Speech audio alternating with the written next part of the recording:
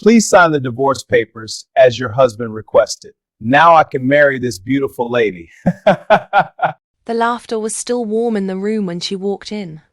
Adrian Vale sat comfortably in his leather chair, one arm resting on the table, the other loosely around his personal assistant's waist. She stood close to him, manicured fingers trailing possessively along his sleeve. Her smile sharp, satisfied, rehearsed. The lawyer sat across from them, files neatly arranged, already bored with another rich man's ending. Then the door opened. His wife walked in alone. Pregnant. Calm. Composed. No tears. No trembling. No dramatic pause. Her stomach announced the truth of her condition more loudly than she ever could. But her face was still, unreadable. She moved with care, pulled out the chair opposite Adrian, and sat down as if this were just another meeting she had arrived on time for. The lawyer cleared his throat and slid the papers across the table. "These are the divorce documents," he said, professional. Detached. She picked them up. Read them once. Picked up the pen. Adrian watched, amused. His mistress leaned closer, whispering something into his ear that made him smirk. No arguments came. No questions followed. She signed. Page after page. When she was done, she placed the pen carefully on the table, stood up slowly, and adjusted her bag on her shoulder. That was when the laughter started. Soft at first, then louder. Adrian leaned back in his chair, eyes raking over her body with open contempt. "At least now," he said, grinning, "I can marry someone who meets my standards." His mistress laughed with him, holding his arm tighter. "Not someone as ugly as you've become." She didn't react. Not a flinch, not a word. She simply turned to leave. The lawyer, who had been silent the entire time, frowned slightly as he gathered the documents. His eyes paused on the signature. His brows knitted together. He looked up at Adrian. "Out of curiosity," he asked slowly, "what is your wife's maiden name?" The laughter died instantly. Adrian blinked. "My wife's what?" "Her birth name," the lawyer pressed. Adrian scoffed, suddenly irritated. "I don't remember." "Why would that matter?" The lawyer's face changed. Color drained from it. "It matters," he said quietly. "Because if I'm reading this correctly, we may have a problem." The room went silent. And that silence? That's where the story truly begins. If you want to know what happened next, how one forgotten name shook an empire, make sure you subscribe, because you do not want to miss this story. Everyone knew Adrian Vale. His name moved markets. His face smiled from magazine covers. His voice opened summits and closed deals. When he entered a room, people straightened their backs, checked their reflections, waited to be noticed. What no one ever talked about was his wife. She had taken his surname when they married, quietly, without hesitation, as if it had never mattered what her name was before. At public events, she stood half a step behind him, dressed simply, smiling politely, never reaching for attention. People assumed she was lucky. People assumed she was grateful. At first, Adrian loved how little space she took up. "You don't like these things," he would say, adjusting his cufflinks before another gala. "And that's refreshing." She would smile, gentle, understanding. "I like peace more," she replied once. When she became pregnant, the peace disappeared. Morning sickness came first. Long, silent hours in the bathroom while the city slept. Then the swelling, slow and relentless. Her ankles no longer fitting into the elegant shoes Adrian once bought her. Her back ached. Her sleep fractured. The mirrors stopped being kind. She stopped attending galas, first with apologies, then with quiet acceptance. "I'm tired," she told him one evening, her hand resting unconsciously on her growing belly. Adrian barely looked up from his phone. "You used to manage," he said. Her body changed in ways she could not control. The glow people talked about never came. Her face softened. Her waist disappeared. The dresses hung differently. The compliments stopped. Adrian noticed everything. He started coming home later. The scent of unfamiliar perfume lingered on his suits. His eyes no longer followed her when she moved across the room. When she reached for him in bed, he turned away, claiming exhaustion, stress, meetings in different time zones. One night, standing in front of the mirror, she caught him watching her reflection instead of her face. "You don't look like yourself anymore," he said, not unkindly, but not gently either. She swallowed. "I'm carrying your child." He sighed, as if that explained everything. Soon, he stopped pretending. His personal assistant began appearing at events in her place. Young, polished, perfectly styled, always laughing at his jokes, always leaning just a little too close. The newspapers noticed. The staff noticed. She noticed last. When she asked him, her voice was steady but her hands trembled. "Is there something you want to tell me?" Adrian didn't deny it. He didn't apologize. He looked at her swollen feet, her loose dress, the tired shadows under her eyes. "You've changed," he said quietly. "And I didn't marry this." The words sat between them, heavy, final. She said nothing. She simply placed a hand over her stomach, feeling the slow, certain movement of life inside her. And for the first time since she took his name, she understood just how invisible she had been to everyone, especially the man who thought he owned her story. Adrian noticed in silence first. He noticed the way the house felt heavier when he came in, the way her footsteps had slowed, the way she paused before sitting, before standing, before turning too quickly. He told himself it was temporary. He told himself it was normal. Then he stopped coming home early. Meetings stretched longer than they ever had before. Dinners became obligations he remembered too late. When she called, he let the phone ring, watching the screen light up with her name, then fade. When he did come home, he kept his distance. She reached for him one night, her hand tentative, hopeful. He shifted away, eyes fixed on the ceiling. "Adrian," she whispered. "Did I do something?" He exhaled, sharp and tired. "I just need space." The space grew teeth. He stopped touching her completely. No casual hand at her waist. No absent-minded kiss on her forehead. Even passing in the hallway, he angled his body away as if contact might stain him. And then the corrections began. "Stand up straight," he said one morning, adjusting his tie. "You're slouching."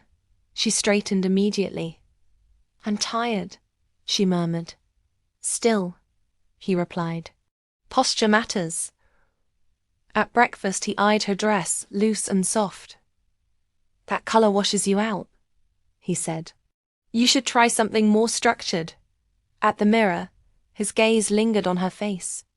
"You don't have to let yourself go like this," he added, tapping his own cheek. "There are treatments. Specialists." She stared at him, stunned. "I'm pregnant," she said softly. He said nothing. Eventually, he stopped pretending there was anything left to protect. His personal assistant began appearing where his wife once stood. Young, polished, perfectly styled. Her heels clicked with confidence. Her laugh carried easily across rooms. She knew how to touch his arm without needing permission. At events, she stood beside him, not behind. Cameras loved her. Adrian allowed it. When whispers started, he didn't correct them. One evening, as his wife watched a televised interview, the assistant leaned in close, adjusting Adrian's lapel, smiling like she belonged there. Later that night, she asked, voice barely holding together. Are you ashamed of me? Adrian didn't look up from his phone. It's not about shame, he said. It's about presentation. And in that moment, she understood.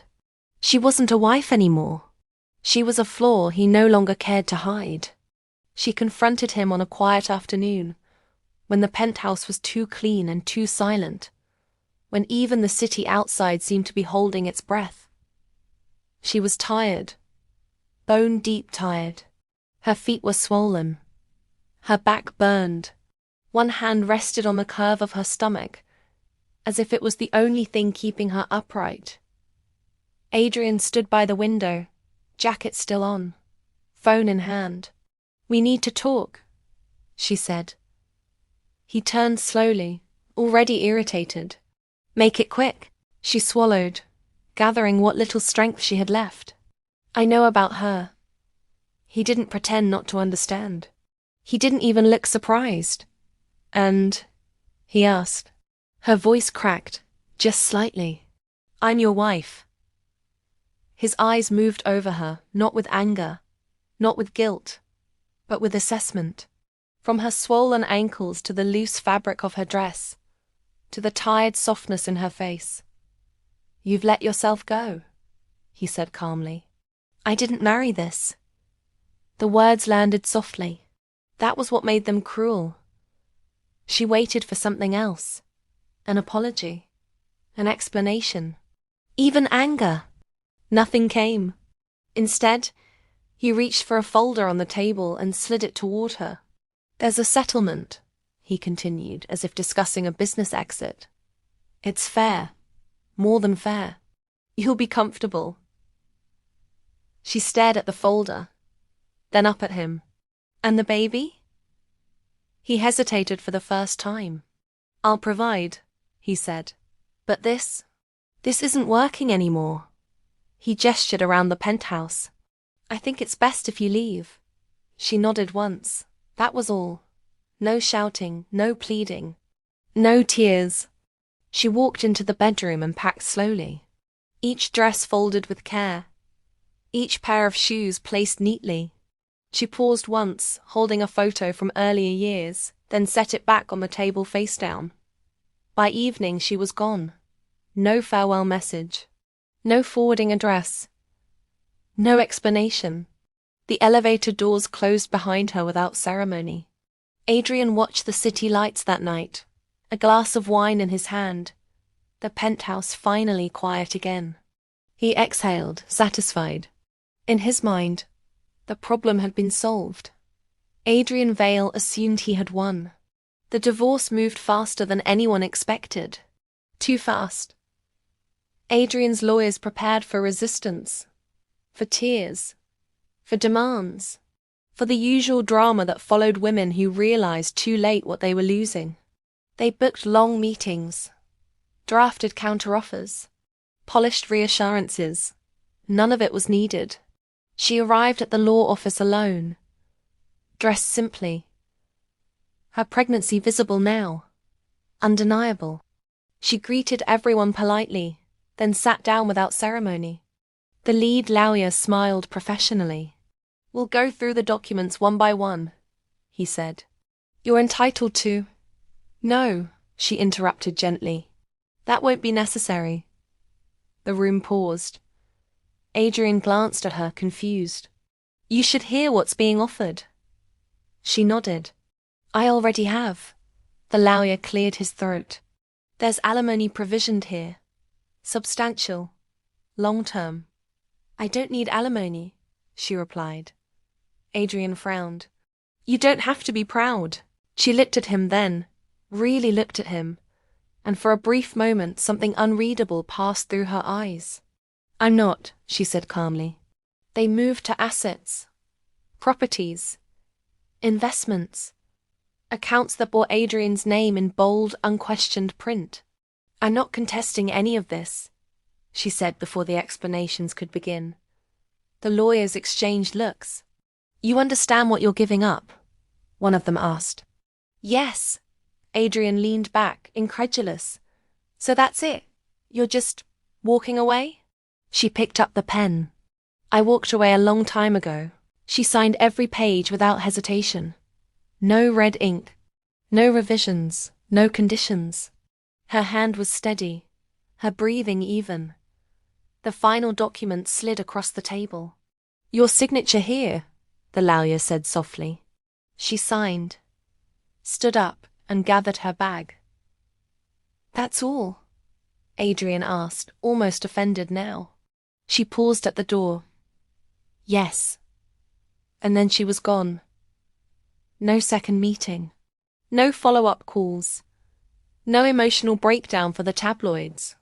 The divorce finalized quietly, efficiently, almost insultingly smooth. Adrian shook hands with his lawyers, smiling as if he had closed a profitable deal. Easiest divorce I've ever seen, one of them said. Adrian nodded, satisfied. He never once asked himself why a woman carrying his child had wanted nothing from him at all. Adrian laughed in the conference room, relaxed for the first time in months. The windows were wide. The city stretched beneath them, obedient and familiar. His lawyers sat around the polished table, files stacked neatly, pens aligned, the work already done. Honestly, Adrian said, shaking his head amused, she married well. She'd be fine. One of the lawyers smiled politely. She handled it, unusually. Unusually smart, Adrian replied. No drama, no greed. She knew when to exit. He leaned back in his chair, crossing his legs. Some people understand their limits. The lawyers nodded, scribbling notes, already mentally closing the case. Everything's finalized, the lead lawyer said. Clean break. Good, Adrian said. That's how I like it. Papers shifted. Pages turned. The quiet rustle of legal closure filled the room. No one lingered on the final document. No one read it twice. Not the line near the bottom. Not the small, formal clause written in unemotional legal language. Name reversion. Approved. She had reverted to her birth name. The ink was dry. The signatures complete. Adrian stood, straightening his jacket, already thinking about his next trip, his next deal, his next life. Send her whatever she needs, he added casually. She landed on her feet. They shook hands. Smiles all around. No one noticed the detail buried in the paperwork. And Adrian Vale walked out of the room believing, completely and confidently, that the story had ended exactly where he wanted it to. 3 months later, the world Adrian Vale commanded began to move differently around him. Not loudly, not violently. It hesitated. It began with a phone call that came too early in the morning. The kind of call that ignores time zones and sleep and status. The phone buzzed on his bedside table, sharp and insistent, cutting through the quiet luxury of the room. Adrian answered without checking the caller ID. What is it? He said, his voice thick with sleep and authority. There was a pause. Too long. Measured. Sir? His finance director said carefully, choosing each word like it might explode. We have a situation. Adrian sat up. What kind of situation? Several of your overseas accounts have been flagged. Adrian frowned. Flagged how? Under review, the man replied. Compliance checks. Enhanced scrutiny. Adrian laughed once, short and dismissive. That's routine. Why wake me for routine? Another pause. Sir? It's all of them. Silence filled the room. All of them, Adrian repeated. Yes, the director said. Simultaneously, Adrian swung his legs off the bed, suddenly fully awake. That doesn't happen. I know, the director replied quietly. That's why I'm calling. The line went dead, but the unease did not. It followed him into the shower, into his suit, into the mirror where he studied his reflection a little longer than usual, as if searching for something that had shifted without his permission. 2 days later, the hesitation became visible. Adrian sat at the head of the long conference table, fingers drumming lightly against polished wood as his legal team shuffled papers. No one met his eyes. "Say it," he said finally. One of the lawyers cleared his throat. "The government has delayed regulatory approval on the expansion." Adrian blinked. "Delayed?" "Yes." "For how long?" The lawyer hesitated. "Indefinitely." Adrian leaned forward. "That project was approved months ago. I shook hands with ministers." "Yes," the lawyer said carefully. "But they've requested additional assessments. Environmental, financial, national interest." Adrian scoffed. "This is nonsense." "We've tried reaching out," another lawyer added. "Calls aren't being returned. Meetings are being postponed." Adrian stood abruptly and walked to the window, staring down at the city that had always responded to him immediately. "Postponed by who?" he asked. The lawyer swallowed. "Everyone." By the end of that week, the delays multiplied like shadows. Emails went unanswered. Invitations were rescinded with polite apologies. Conversations ended quicker than usual. Voices suddenly cautious, distant. Then came the message that made his chest tighten. His assistant stood in the doorway of his office, tablet clutched tightly in her hands. Her confidence was gone, her smile absent. "Sir," she said softly, "we've received notice from the Sovereign Fund." Adrian didn't look up. "What now?" "They've withdrawn from the partnership." His hand stilled. "Withdrawn how?" "Fully," she replied. "They sold their position overnight." Adrian turned slowly. "Without a meeting?" "Yes, sir." "A warning?" "No." "An explanation?" She shook her head. "Just a formal notice.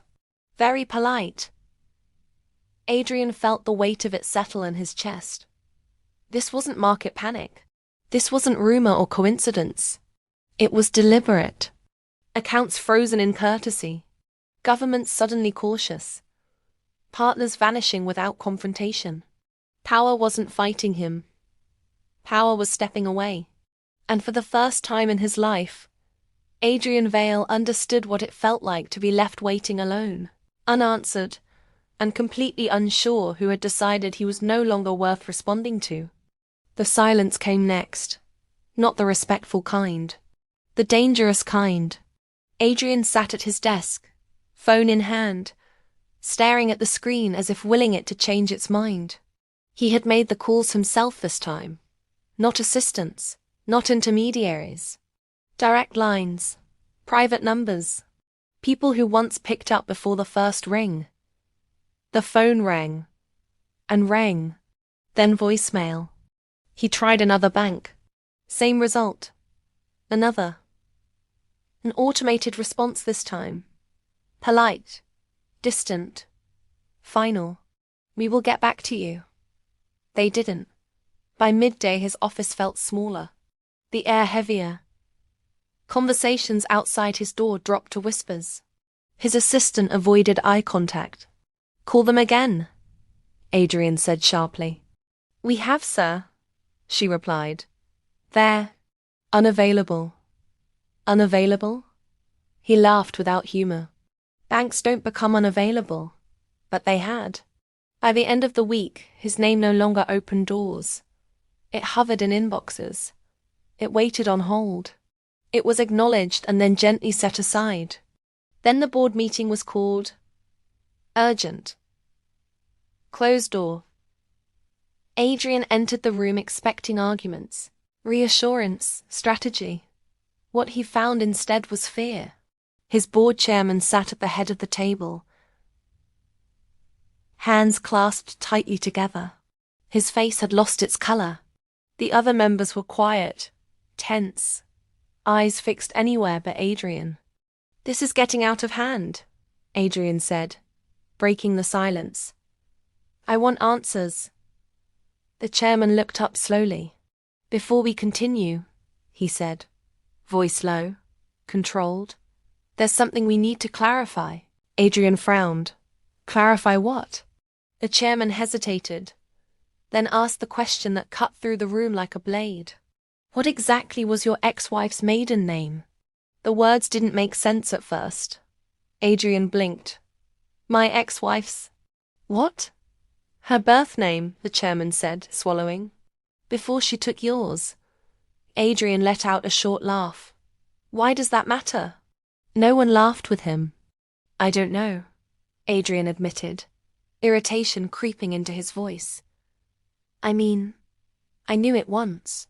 No one used it. The chairman leaned forward, his voice barely above a whisper. We've been getting inquiries, he said, from institutions that don't ask questions unless they already know the answers. Adrian searched his memory and came up with fragments.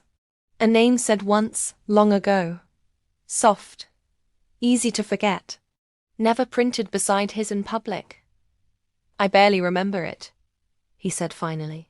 It wasn't important. The room went still. The chairman closed his eyes for a brief moment as if bracing himself. That, he said quietly, is what we were afraid of. No one ever used her maiden name. And only now, as his calls went unanswered and the power he trusted slipped silently away, did Adrian Vale begin to understand that forgetting it might have been the most expensive mistake of his life. The name did not arrive loudly. It slipped in through whispers.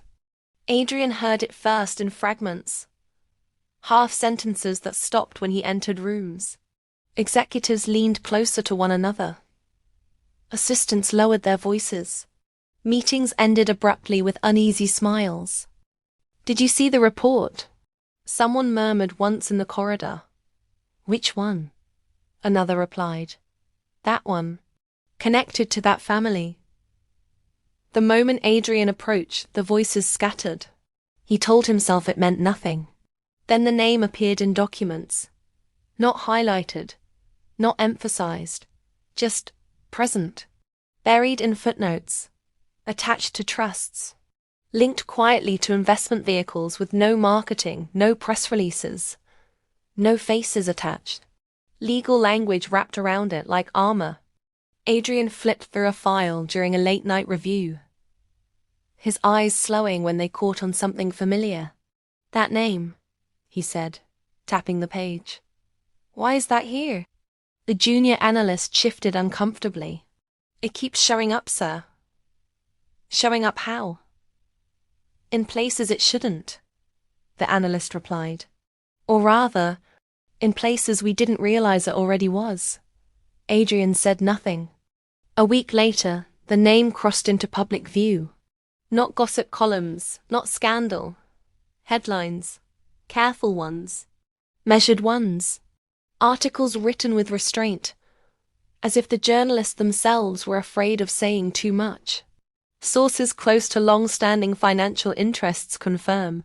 Analysts point to legacy capital networks. Institutions decline comment, citing historical partnerships. The name sat there, untouched by adjectives, unexplained, assumed to be understood by those who mattered. Adrian stared at the screen in his office, reading the same line over and over. That name, he murmured. His assistant hovered behind him. It's not trending, she said quietly. But everyone important has seen it. Adrian leaned back slowly. This wasn't a person being discussed. This wasn't a woman. The tone was wrong.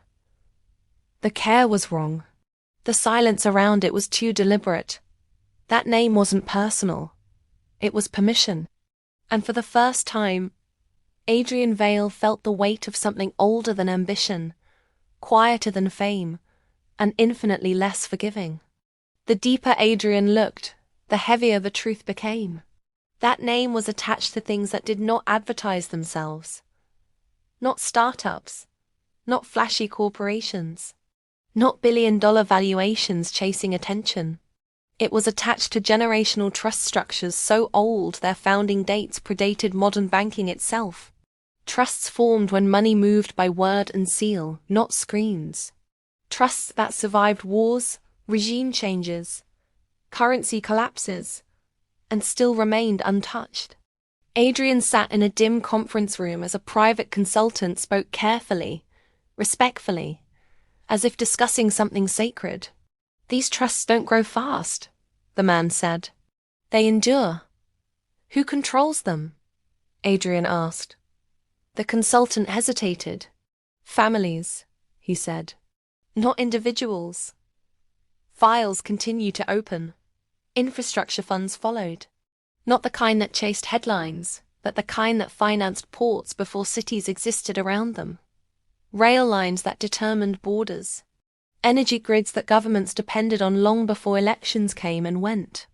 "These funds don't lobby," another analyst explained quietly. "They're consulted." Adrian's jaw tightened. "So they fund nations?" The analyst corrected him gently. "They stabilize them." Then came the private capital networks. No rankings. No public disclosures. No billionaire lists. Money that moved without announcements, without competition, without need for recognition. Adrian scanned the data, his pulse steady but cold. "Why don't they show up anywhere?" he asked. A woman across the table met his eyes. "Because they don't need validation," she said. "Everyone who matters already knows." The room fell silent. Piece by piece the picture formed. Her family had never chased profit the way his world did. They didn't build companies to sell. They didn't compete for market share. They built systems. Systems that outlived CEOs. Systems that absorbed governments. Systems that decided which economies breathed easily and which struggled for air. Adrian leaned back slowly, the realization settling like stone in his chest. He hadn't married into wealth. He had married into architecture. And he had mistaken the foundation for decoration. They didn't compete with billionaires. That was the first thing Adrian finally understood. Competition required visibility, noise, ego, the need to win publicly. This was none of that. "They don't enter markets," one senior advisor said quietly, breaking the long silence in the room. "They shape them." Adrian's eyes stayed fixed on the table. "So they're investors?" The man shook his head slowly. "No. Investors react. These people decide. Decide what grows. Decide what fails quietly. Decide which empires are allowed to breathe and which are slowly starved of oxygen without a single headline. They don't fight billionaires," the advisor continued. "They outlast them." Adrian felt it then. Not fear. Not panic. Clarity. All his life, power had been loud. Announced. Celebrated. Measured in rankings and magazine covers and applause at conferences. This power had no interest in applause. It existed off-grid, untouchable, patient, and suddenly the last few months made sense. The unanswered calls, the polite delays, the partners who withdrew without hostility. No attacks, no scandals, just quiet decisions being enforced. Adrian let out a breath he hadn't realized he was holding. "So I never mattered," he said, more to himself than anyone else. The advisor chose his words carefully. "You mattered. Until you didn't." The realization cut deeper than any insult. Adrian hadn't married into money. He had married into authority that didn't need his permission to exist. And worse, he had discarded it. Not because it was dangerous. Not because it was weak. But because it stopped being decorative. He remembered her tired face, her swollen feet, the way she had grown quieter while carrying life inside her, the way he had looked past her, through her, as if beauty was the only language worth listening to. He had mistaken silence for insignificance. He had mistaken restraint for absence. And now, as the world around him adjusted without explanation, Adrian Vale finally understood the cost of treating off-grid power like an accessory you could replace. Some things don't fight back. They simply move on and leave you behind. The final blow did not come from the markets. It did not arrive through frozen accounts or delayed approvals or unanswered calls. It arrived in an envelope. Plain, cream-colored, heavy in a way paper should never feel. Adrian received it late in the afternoon, placed carefully on his desk by an assistant who did not meet his eyes. "Sir," she said softly, "this came for you." Marked urgent. He waved her away, already tired of urgency, already numb to bad news dressed in polite language.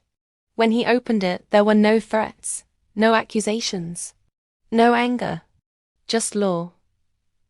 Clean, precise, unemotional. He read the first line once, then again. Notification of birth.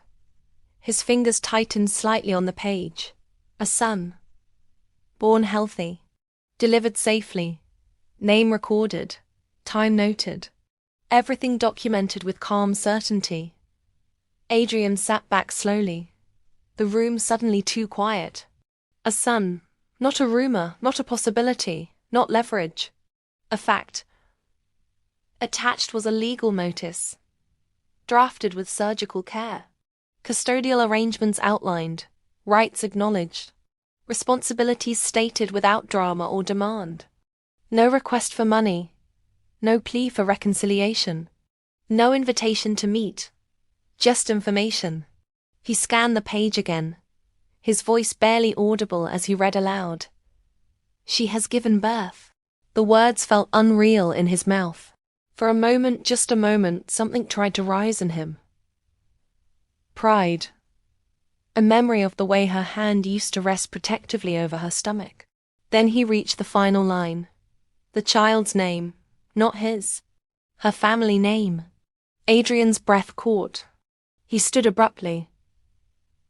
Chair scraping against the floor, pacing the length of the office, as if movement could undo what ink had already sealed.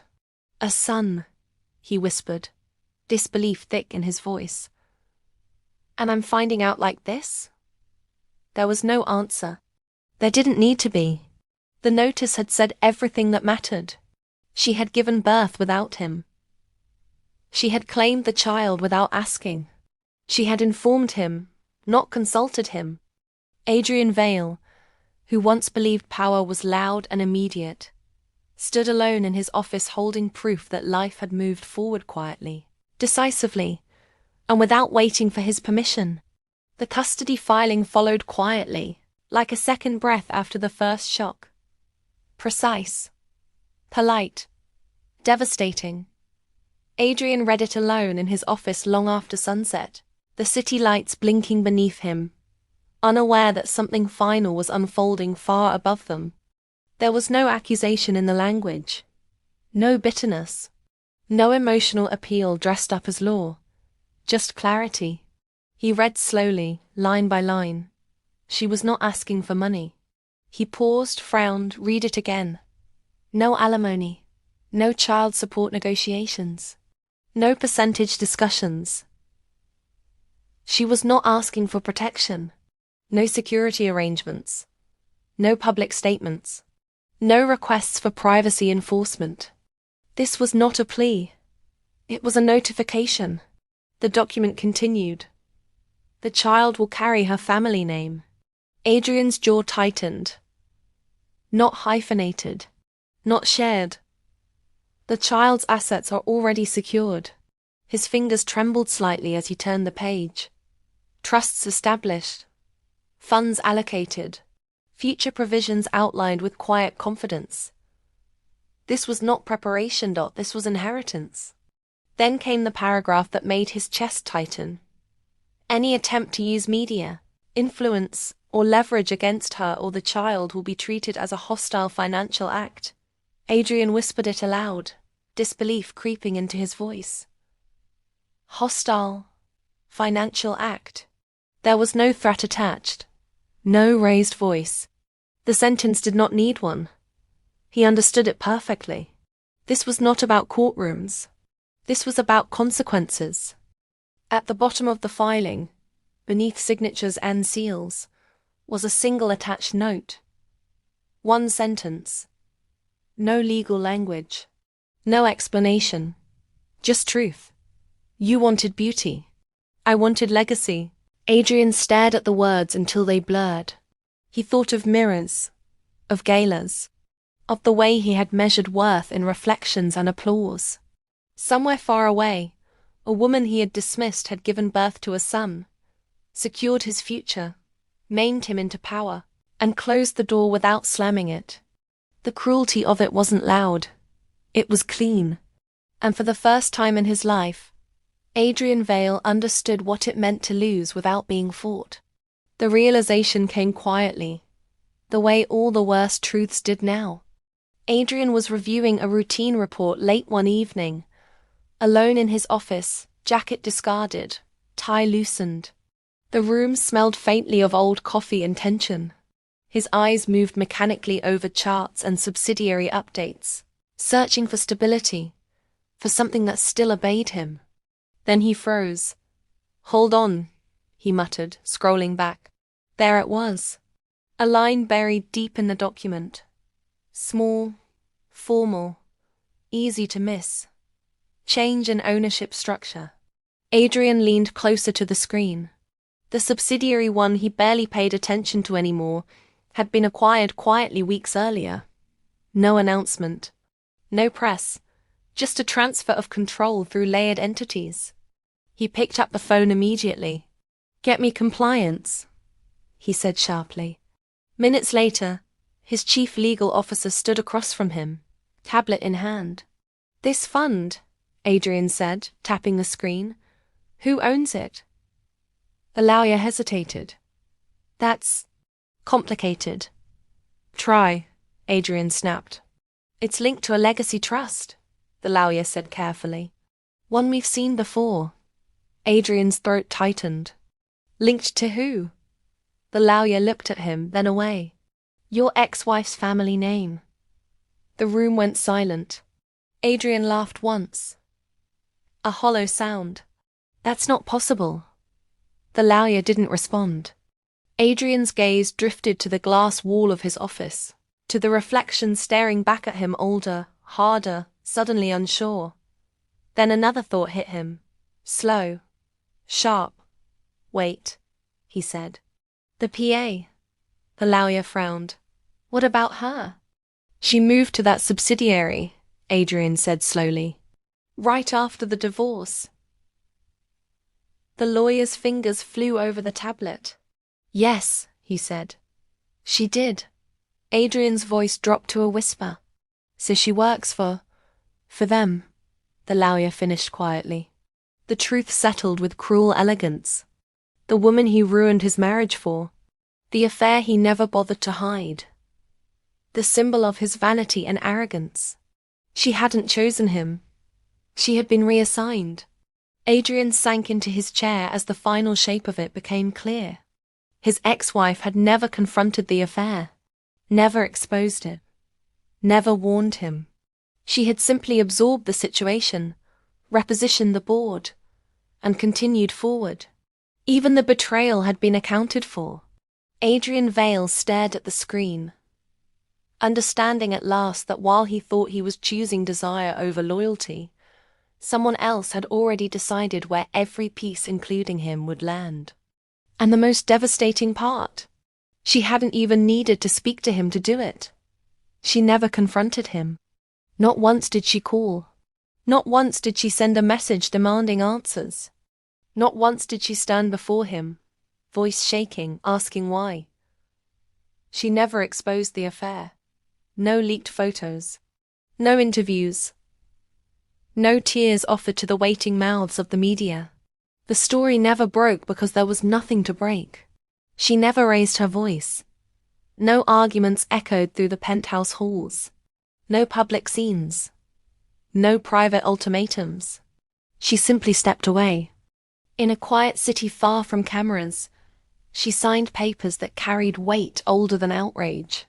She sat in rooms where names were spoken carefully, where no one asked her to explain herself. "Welcome back," an elderly man said softly during one such meeting. She inclined her head. I never left. Doors opened. Accounts aligned. Decisions moved without announcement. She did not ask for vengeance. She did not need to. She stepped back into who she had always been, into a lineage that did not perform power, but exercised it. Into a world that did not argue or explain. Proceed, she said once, calmly. And the world listened. Markets adjusted. Governments hesitated. Institutions recalibrated. Not because she demanded it, but because her presence required it. Far away, Adrian waited for reactions that never came, for a confrontation that never arrived, for noise that would have made the loss easier to bear. Instead, he was met with silence, the kind that answers everything. She had not destroyed him. She had not humiliated him. She had simply returned to her place, and let the world respond accordingly.